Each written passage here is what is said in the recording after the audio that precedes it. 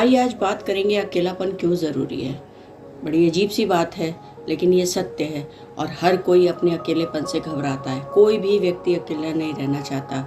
इसीलिए बोला जाता है कि मनुष्य एक सामाजिक प्राणी है। वो समाज में रहना चाहता है, वहाँ कुछ अच्छा करना चाहता है, लोगों के बीच में वाहवाही सुनना चाहता है, हमेशा दूसरों के लिए कुछ करके अपने आप को सेटिस्फाई करता है। लेकिन फिर भी अकेला रहना बहुत ज़रूरी है अपने खुद के उत्थान के लिए। दूसरों को कैसे हेल्प करना है, क्या होना चाहिए, समझने के लिए लाइफ में कुछ पल, आपके ज़िंदगी के कुछ पल, कुछ क्षण ऐसे होने चाहिए कि आप खुद अकेले रह के उन चीज़ों को सीख पाएँ। आपने क्या जाना, क्या समझा, या आपको वो दिख रहा है जो सच में दिखना चाहिए। चलिए समझते हैं इसको एक स्टोरी से। एक बार एक राजा अपने बड़े बेटे को एक महात्मा के पास लेकर के आता है। पहले गुरुकुल विद्या चलती थी, उसी संदर्भ में वो लेकर के आता है और बोलता है, भगवान आप इसको वो शिक्षा दीजिए जो आपको पता है राजमहल में पॉसिबल ही नहीं है। सुख सुविधाएं, राशि ठाट बाट सब कुछ है इसके पास, लेकिन मैं चाहता हूँ कि जीवन की वो शिक्षा इसको मिले जिससे ये एक न्यायप्रिय राजा बने, ये खुद के लिए एक सेटिस्फाइड इंसान बने। वो दूसरों की सेवा तो करे ही करे, लेकिन मर्म को समझे लाइफ के। आपके पास मैं छोड़ के जा रहा हूँ, बड़ी उम्मीद है। महात्मा ने भी यही बोला कि आप इसको कुछ महीने मेरे पास छोड़ जाइए, मैं देखता हूँ कि मैं क्या कर पाता हूँ। मैं पूरी कोशिश करूँगा कि आप जो चाह रहे हैं, जो उम्मीद लेकर के यहाँ पर आए हैं, वो चीज़ पूरी हो जाए। ऐसा बोल करके राजा तो चले गए। तो फिर जो साधु जी थे उन्होंने बोला कि आओ चलो हम लोग समुद्र की ओर चलते हैं। बाकी दूसरे छात्र देख रहे थे बड़े उत्सुकता से, भाई बड़े रथ में कोई व्यक्ति आया है, बड़े इम्प्रेस हो रहे थे। हर कोई उससे दोस्ती करने का प्लान बना रहा था। लेकिन कुछ और छात्र भी थे वहाँ पे जो वो अपने कामों में लगे हुए थे। उसको कोई लेना देना नहीं था कि कोई आया या गया। उन्होंने बस देखा कि गुरुजी एक नए छात्र को लेकर के समुद्र की ओर जा रहे हैं पैदल ही। बाकी वहाँ खड़े अपने अपने ख्याल बना रहे थे और दूसरे अपने काम कर रहे थे। जब गुरुजी उस राजा के बेटे को लेकर के जाते हैं समुद्र के किनारे, तो वो पूछते हैं कि तुम्हारी लाइफ स्टाइल क्या थी, तुम कैसे रहते हो। तो वो उसने बताना शुरू किया, मैं तो सुबह उठती हूँ, दासी आती हैं, मेरे नौकर चाकर आते हैं, मुझे नहलाते हैं, मुझे खाना मिलता है, ऐसे होता है, वो होता है। वो सारा कुछ बोलता रहा और बोलते बोलते रो पड़ा। उसे समझ में क्योंकि नहीं आ रहा था उनके पिता क्यों छोड़ के गए उसको ऐसी जगह पे जहाँ कोई सुख सुविधा नहीं है, एक भी नौकर नहीं है। ऊपर से गुरुजी ने पैदल चलने को रेत पे बोल दिया है। इतना समझ के सोच के वो रोने लगा ज़ोर ज़ोर से। गुरुजी मुस्कुराए और बोले, आज से यही तुम्हारी दिनचर्या होगी। तुम्हें ऐसे ही यहाँ पे अकेले बिताना है, अपना काम स्वयं करना है। यहाँ कोई तुम्हें नौकर चाकर नहीं मिलेगा। तुम्हें अपने कामों को समझना है, उसे खुद से करना है, और फिर हम लोग कुछ दिन बाद फिर से मिलेंगे और बात करेंगे। ऐसा सुन के थोड़ा सा उसके अंदर साहस आया, और जब वो वापस कुटिया में पहुंचा तो बहुत सारे लोग उसका इंतज़ार कर रहे थे, क्योंकि वो प्रभावित थे कि वो राजा का बेटा है। वो अपनी अपनी सोच में थे कि मैं दोस्ती कर लूँगा तो मुझे कुछ मिल जाएगा फ्यूचर में, या मैं राजा के समान हो जाऊँगा। कोई अपनी अपनी उधेड़-बुन में था। ऐसा सोच करके सब उसकी आवभगत करने लगे, कुछ चाहिए पानी। वो फिर से खुश हो गया कि चलो नौकर चाकर नहीं, कुछ ऐसे लोग, ऐसे मित्र मिल गए जो मेरी यहाँ पे सेवा करने को तैयार है। उसने बोला ये कहाँ है? उसने बोला दूसरे बोलते हैं मैं ले करके आता हूँ, कोई उसके कपड़े का कर रहा है। ये बात गुरु को पता थी, लेकिन कुछ दिन बीतने के बाद वो अब रमने लगा था वहाँ की दिनचर्या में, अपने दोस्तों में। वो खुश था। बाकी लोग भी बड़े वो थे कि जब इस गुरु शिक्षा से निकल के जाएंगे तो मुझे ऐसा दोस्त मिल जाएगा जो बहुत धनी है, तो कहीं ना कहीं हमारी मदद करेगा। और कुछ चंद ऐसे भी थे जो अभी भी अपने कार्यों में लगे थे। उन्हें कोई मतलब नहीं था कि राजा का बेटा आया है या कोई और है। ऐसा करते करते कुछ महीने बीतने के बाद गुरुजी ने उस राजा के बेटे को बुलाया और बोला कि आज तुम्हारा आश्रम में आखिरी दिन है। मैं तुम्हें, लेकिन एक रात तुम्हें एक पहाड़ी पे मैं लेके चलूँगा, और कल अगर तुमने मेरे कुछ उत्तर दे दिए, कुछ प्रश्नों के उत्तर दे दिए, तो मैं तुम्हें तुम्हारे राजमहल वापस जाने दूंगा, अन्यथा तुम्हें अगेन यहाँ पे फिर से रहना पड़ेगा कुछ और महीनों तक। तो डिसाइड तुम्हें करना है, जो तुमने सीखा है उसको याद कर लो, और आज रात तुम्हें अकेले एक पहाड़ी पे रहना है।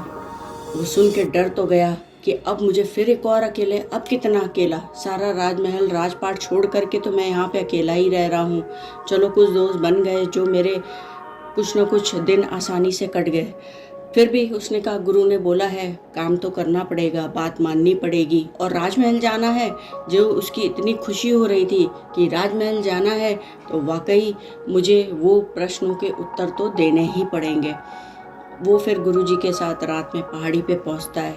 गुरुजी उसको बोलते हैं कि रात में यहाँ पे एक बाज आएगा, तुमने उसकी गतिविधियों को नोटिस करना है, तुम उससे क्या सीख रहे हो, वो क्या करता है, और कल सुबह यहाँ पे एक चरवाहा आएगा अपनी भेड़ों के साथ, तुम्हें भेड़ों की गतिविधियाँ पता करनी है, और उसके बाद मैं तुम्हें लेने के लिए वापस आऊँगा। जब तक मैं ना आऊँ तुम यहाँ से उतरोगे नहीं, वेट करना, जब मैं आऊँगा तब लेके चलूँगा। ऐसा सुन करके उसने हामी भरी। अब पहाड़ी पे रात में उसे डर तो लग रहा था, लेकिन गुरु की आज्ञा थी कि वहीं रहना है, और उन्होंने छुपने को भी कहा था। उन्होंने ये कहा था कि सामने नहीं आना है। तो एक पहाड़ी के पत्थर पे वो पीछे खड़े होकर के वो सारी गतिविधियाँ देख रहा था। काफ़ी देर इंतज़ार करने के बाद एक बाज वहाँ पे उड़ता हुआ आता है, और बैठकर वो अपनी चोंच तोड़ रहा होता है, पंख निकाल रहा होता है, इस तरह की कुछ कुछ गतिविधियाँ कर रहा होता है। और दूसरे दिन सुबह ऐसे ही उसकी गतिविधियाँ देखते पूरी रात निकल जाती है। सुबह उसे भूख लगी थी, प्यास लगी थी, वो बार बार मन चाह रहा था कि नीचे चला जाए जहाँ गुरु जी का आश्रम है, लेकिन गुरु ने मना किया था, तो बात तो माननी ही थी।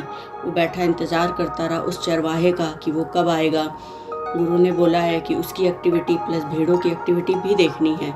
जब वो लोग आए, वो भेड़ों को देखता रहा, फिर और भी गतिविधियाँ उसके सामने आईं, और थोड़ी देर में देखा कि गुरुजी आ रहे हैं। वो बड़ा प्रसन्न हुआ, और उसने गुरुजी को देख करके प्रणाम किया और धन्यवाद भी दिया। गुरुजी को भी आश्चर्य हुआ कि अभी काहे का धन्यवाद दे रहा है, लगता है कि इसने सोच लिया है कि ये वापस जाएगा, लेकिन बात तो प्रश्न को उत्तर की है, जब तक वो नहीं देगा कैसे वापस जाएगा।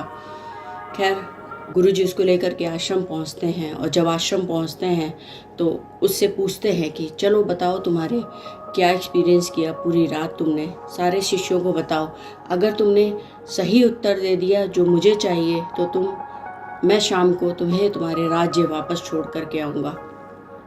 उसने बोलना शुरू किया कि मैंने एक बाज को देखा, वो अकेला ही आया, अकेला बैठा, उसने अपनी चोंच तोड़ी, अपने पंख कम किए, और वो सुबह का इंतज़ार कर रहा था। वो बहुत पीड़ा में था, लेकिन वो चुपचाप बैठा रहा, वो रात बीतने का इंतज़ार कर रहा था।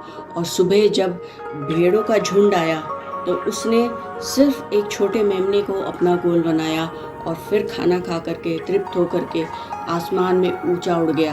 बारिश हो रही थी, लेकिन वो उससे भी ऊंचा उड़ गया। तो मैंने इससे सीखा कि जब हम एकांत में होते हैं तो अपनी कमज़ोरियों को देखते हैं जिसे दूर करना चाहिए, और जब हम दूर करते हैं तो हम वो चीज़ पा पाएंगे जो हमारे लिए ज़रूरी है। और नेक्स्ट मॉर्निंग जब वो मेमने का झुंड था, वो किसी को भी अपना शिकार बना सकता था, लेकिन उसने अपना मन नहीं भटकाया, उसने टारगेट किया सिर्फ एक छोटे मेमने पे जिस पे वो काबू पा सकता था। उसने अपना लक्ष्य साधा और उस गोल को पूरा किया, और गोल पूरा करते ही वो उड़ चला। बारिश हो रही थी, लेकिन उसके बावजूद वो उतनी उड़ान ऊपर ले गया कि जहाँ उसे कोई परेशान नहीं कर सकता था। वो अकेला ही आया, अकेला ही गया, जबकि वहाँ दूसरे ही पक्षी बैठे थे जो झुंड में उड़ रहे थे, एक ऊपर तक जाते और नीचे आ जाते। गुरु मुस्कुरा रहे थे, वो समझ गए थे कि इसको अकेले होने, अपने लक्ष्य साधने और अपने गोल पे फोकस होने का क्या तरीका है वो मिल चुका है। इसको समझ में आ चुका था कि किस तरीके से लाइफ को देखना है। गुरु प्रसन्न थे और उसको लेकर के उसके राज्य चल पड़े। उसने अपने बाकी दोस्तों का धन्यवाद दिया और दे करके वो वापस अपने राज्य को खुशी खुशी चल पड़ा। तो दोस्तों, अकेले रहने से हमारी अपनी गलतियाँ कम से कम किसी और को नज़र आए ना आए, हमें खुद नज़र आती हैं और उन्हें कोई और दूर नहीं कर सकता हमारे अलावा। कभी कभी लोग बोलते हैं तो हम चिढ़ जाते हैं, हम उनसे बात करना बंद कर देते हैं, लेकिन जिस दिन हमें खुद रियलाइज़ हो जाता है कि हम कहाँ गलती कर रहे हैं, क्यों कर रहे हैं, हमें क्या करना चाहिए, उस दिन ज़िंदगी का रास्ता बहुत आसान हो जाता है। हम सिर्फ अपने कामों पे लग जाते हैं, ये सोचे विचारे बिना कि लोग क्या कहेंगे या लोगों से हमें राय लेनी चाहिए। हमें खुद ब खुद रास्ता दिखता है हमें आगे जाने के लिए। ये बहुत अच्छी कहानी है, बहुत कुछ सिखाती है कि हमें कितनी भी चीज़ें मिल जाएं, राशि ठाट बाट मिल जाए, चीज़ें मिल जाए, लेकिन जब तक अंतर मन से हमारी चीज़ें हमें समझ में नहीं आएंगी, तब तक हम उस लक्ष्य तक नहीं पहुंच सकते जहां हम पहुंचना चाहते हैं। तो चलिए देखते हैं किस किस को ये कहानी पसंद आती है। पसंद आती है तो कमेंट ज़रूर बनता है। कल फिर मिलते हैं नई कहानी में नए थॉट के साथ। तब तक के लिए धन्यवाद।